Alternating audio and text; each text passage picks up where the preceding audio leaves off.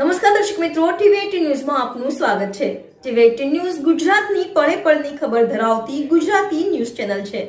હવે જોઈએ મુખ્ય સમાચાર। સુરતના કટોદરા આઝાદ નગર ખાતે ડિમોલિશન અસામાજિક તત્વ ભરતભાઈ ભોજાભાઈ સોલા ગેરકાયદેસર દબાણો દૂર કરવામાં આવ્યું।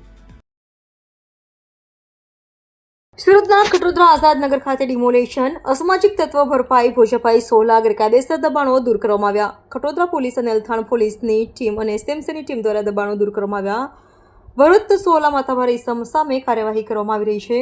સરકારી જમીન પર ગેરકાયદેસર દબાણ ઊભું કરી દેવામાં આવ્યું હતું। ભરત સોહલા સામે મારામારી સહિત અલગ અલગ 7થી વધુ ગુનાઓ નોંધાઈ चुक्या છે। सूरत पुलिस द्वारा मोटी कार्यवाही કરવામાં આવી રહી છે।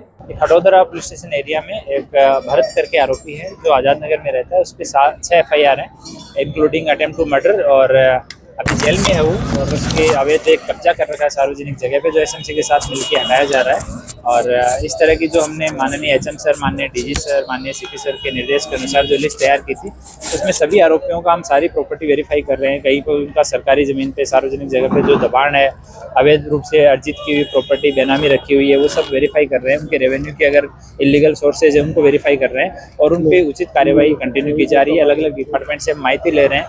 कंसर्न डिपार्टमेंट जो भी होगा उसकी मदद से लीगल प्रोसीजर को फॉलो करते हुए सबके खिलाफ कार्यवाही की जाएगी।